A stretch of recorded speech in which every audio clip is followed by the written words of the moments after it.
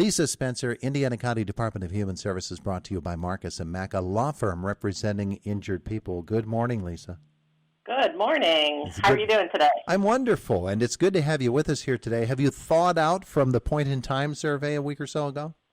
Yes, we did, but I'm not going to lie. It was very, very chilly. So some places were 23 to 25 degrees, but we hit a couple places that were 17 to 19 degrees.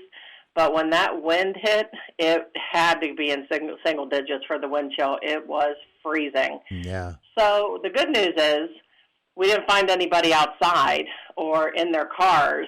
And so that's the good news, because we certainly wouldn't want people in those weather conditions. Mm-hmm. But before I talk a little bit more about that, I just want everybody to know how much I appreciate Sheriff Bob Fyock coming along with me and being so willing to be part of this, because without, law enforcement and the sheriff's involvement in this, we couldn't do this, because it wouldn't be safe for me to just drive around by myself. And so I really want to give Sheriff Fyock a lot of credit for always being willing to participate with me.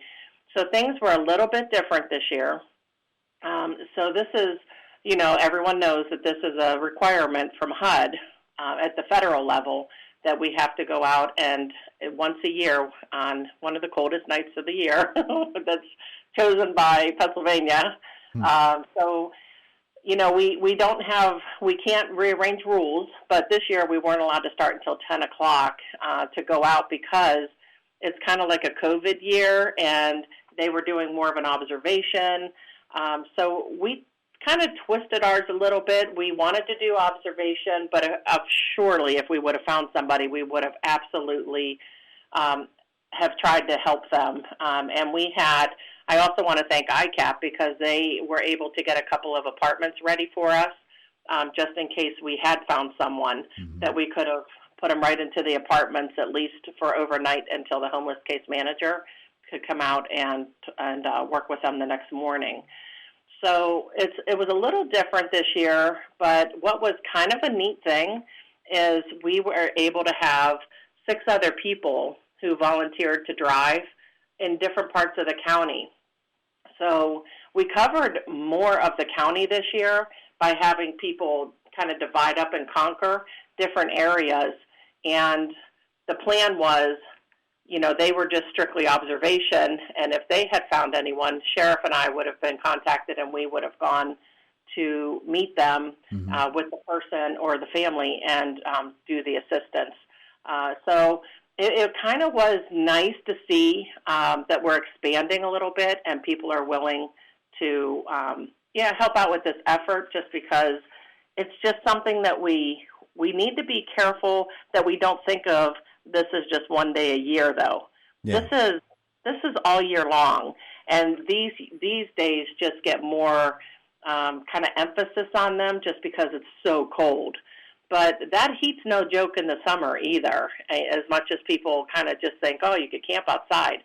Some of that heat, when it goes really, really high with the heat index, it's just not a good way to be outside. Yeah.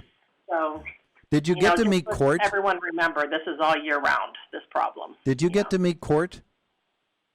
Oh, I did. Yes, I did. I had a chance to see him on a Zoom call one time, and that was pretty amazing. So I think he said he was 22 or 23 months old, but he was in his cage in the back. But of course, we had to take a pit stop because he had to use the restroom. But sure, he was ready. He's ready to go. He's just he's really energetic. Oh, he's beautiful too. He has a real pretty kind of sable coat on him. Really pretty dog. Court's wearing a sable coat, huh? Yeah, he was very ready to go, and so I think he was I think he got credit. He got credit for coming along with us. So we did drive over 100 miles, and like we normally do. So we took kind of like the southern end of the county, and other people divided up and took the northern and central part of the counties. The county. But, the good thing is what I loved most about this, one, that Sheriff Fyock has a really good presence when he's out and about and people see, his vehicle and see him. that he's out there late at night. I mean, it's just really good to see visibility on law enforcement, out and about. And secondly, the really nice thing about the point in time this year, many of the managers that we stop by, because we stop by every Sheetz every time, because they're the only things open 24/7 at this time, and gas stations, other gas stations too, but the majority of them were Sheetz.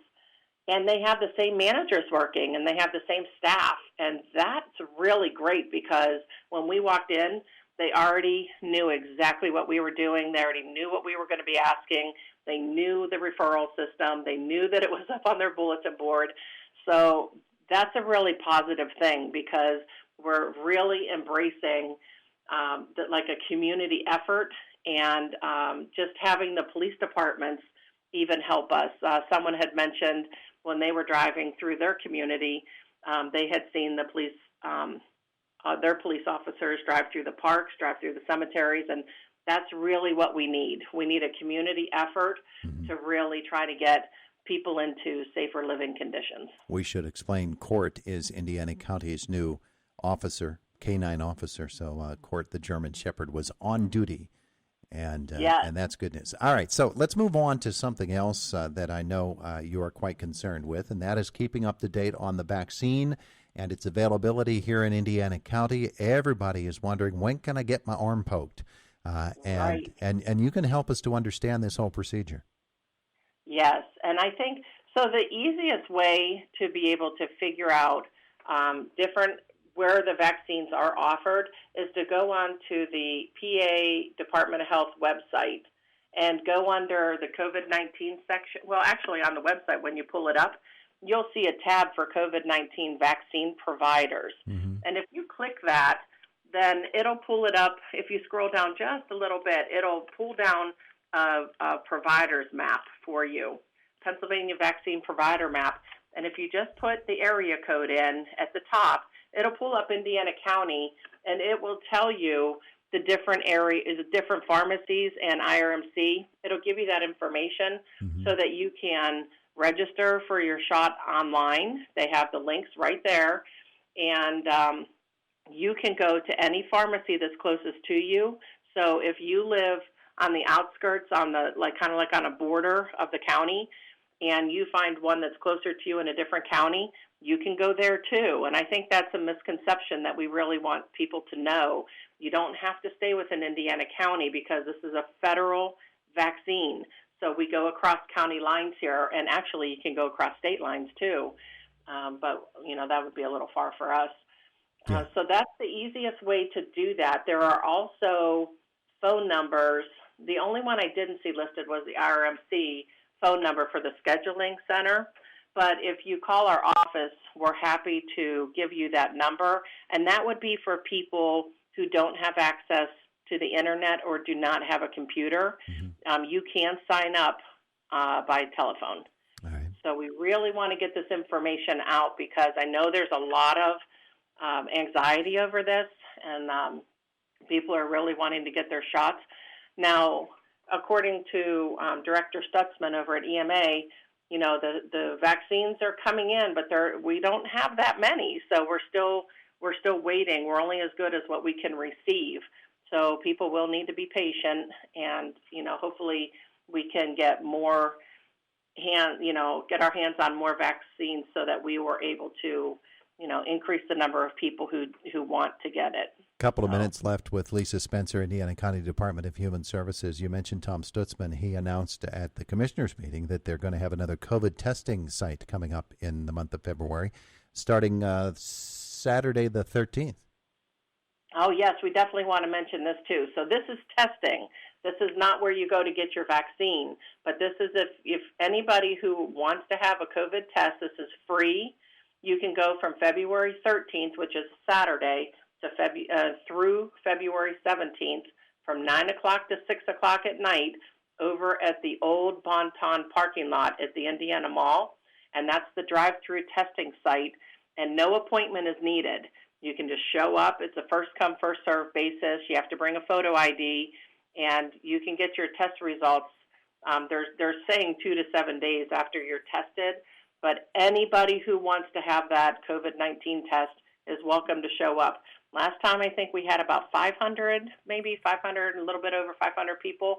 But honestly, it's a free test, so people might just want to do it this time around. There you go. There you go. Good plan. That's February 13th to the 17th. What did you say, Lisa, 9 a.m. to 6 p.m.? Yes. Okay. Yep. At the old Bon Ton parking lot at the Indiana Mall. Very good. She is Lisa Spencer, Director of the Indiana County Department of Human Services. Thanks for joining us today.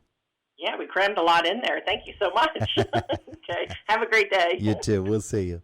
It is Indiana in the Morning here on WCCS 101.1 FM and AM 1170.